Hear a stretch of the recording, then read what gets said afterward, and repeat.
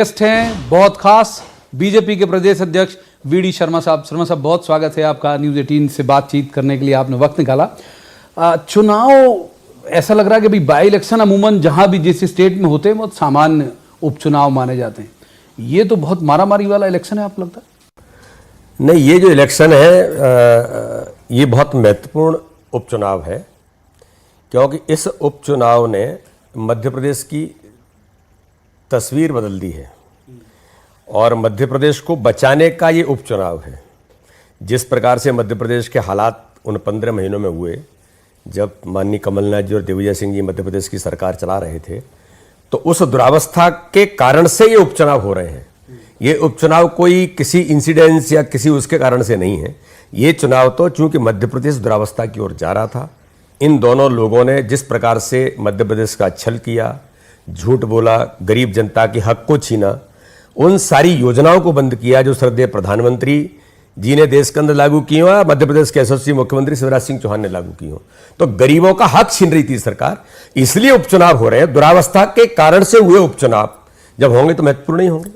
लेकिन वो तो ये आरोप लगाती है, कांग्रेस कहती है कि भाई उन्होंने सरकार बनाई, मैंने एक तरह से आपने उनका बच्चा चोरी कर लिया, ये कह रहे हैं। वो लोकतंत्र का हत्यारा बोलते हैं आपको। लोकतंत्र का हत्यारा कौन है, ये तो इस देश का इतिहास कहता है कि लोकतंत्र का हत्यारा कौन है।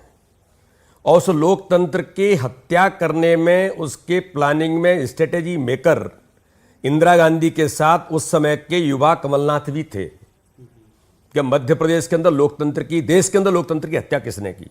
और आज से नहीं, ये इतिहास है कि कांग्रेस लोकतंत्र की हत्या समय समय पर कितना करती रही, वो बहुत बड़ा इशू है। लेकिन मैं ऐसा मानता हूं कि मध्य प्रदेश के अंदर वो कहते हैं कि हमने चोरी कर लिया। भारतीय जनता पार्टी एक सक्षम विपक्ष की भूमिका निभा रही थी। हम अपना काम कर रहे थे, मुद्दों पर हम जनता के बीच जा रहे थे। लेकिन उमंग सिंगार तो उनके कैबिनेट के मंत्री थे, तब तो कोई हलचल नहीं थी कि सरकार क्या होगा क्या नहीं होगा। उमंग सिंगार कह रहे थे कि सरकार कैबिनेट से निर्णय से नहीं होती, चलती है। इस सरकार को पर्दे के पीछे से मिस्टर वंटाधार दिग्विजय सिंह चलाते हैं। ये हमने नहीं कहा, उनके कैबिनेट के मंत्री ने कहा। भ्रष्टाचार में मध्य प्रदेश इतना आकंठ डूबा था कि गोविंद सिंह उनके कैबिनेट के वरिष्ठ मंत्री थे, उन्होंने ये कहा था कि जिस प्रकार से रेत के ठेके टीआई लेकर के उसका रेट तय कर रहे हैं और ये पैसा ऊपर तक जा रहा है। ऊपर तक यानी कहां तक जा रहा है? या तो सोनिया गांधी तक जाता है या मुख्यमंत्री तक जाता है। कमलनाथ मुख्यमंत्री थे। तो ये अंतर्द्वंद और अंतरकल है, ये उनके अंदर थी, हमारे अंदर नहीं थी। न हमने कोई प्रयास किए, बल्कि वो ये प्रयास कर रहे थे कि भाजपा के विधायकों में हम कैसे कुछ करने का प्रयास करें।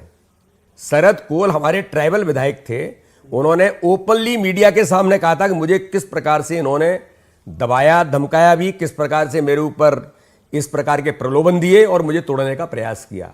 ये हमने नहीं किया, ये आपने किया।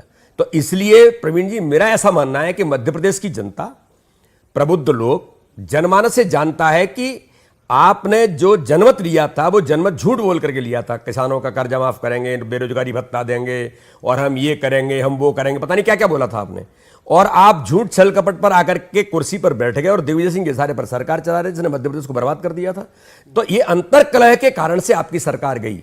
लेकिन मैं ऐसा मानता हूं कि भारतीय जनता पार्टी का नेतृत्व इस बात के लिए, हम लोग सजग जिम्मेदार राजनीतिक दल हैं, दुनिया के सबसे बड़े राजनीतिक दल हैं, एक थॉट पर काम करते हैं, कार्यकर्ता आधारित हैं।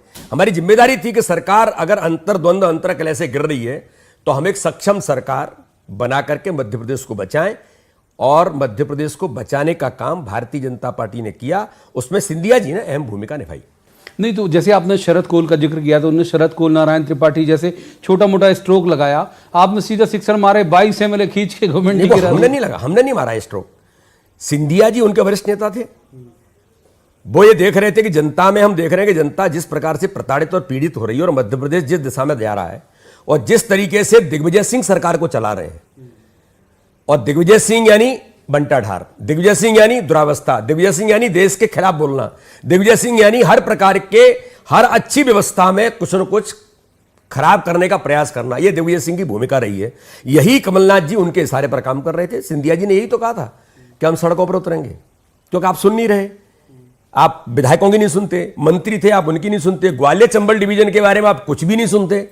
आप विकास केवल आपको छिंदवाड़ा दिखता है, भाई इस बात का उल्लेख प्रवीण जी मैं ऐसे कर रहा हूं कि मैं जिस लोकसभा का सांसद हूं वहां एग्रीकल्चर कॉलेज पन्ना के अंदर खुला, प्रवेश होने थे, ये एग्रीकल्चर कॉलेज के बजट को स्थानांतरण करके ले गए छिंदवाड़ा।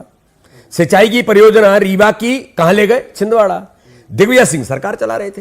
तो सिंधिया जी ने ही कहा कि भाई ये दुरावस्था हो रही है, वचन पत्र पूरा नहीं कर रहे, जनता को हम क्या जवाब देंगे? मैं सड़कों पर उतरूंगा, इन्होंने उसको चैलेंज कर दिया, वो सड़क पर उतर गए। तो ये तो इनका आपसी अंतर्द्वंद था, भाजपा का इससे क्या लेना देना। लेकिन भाजपा की जिम्मेदारी थी कि सक्षम और मध्य प्रदेश को बचाने के लिए, गरीबों के कल्याण के लिए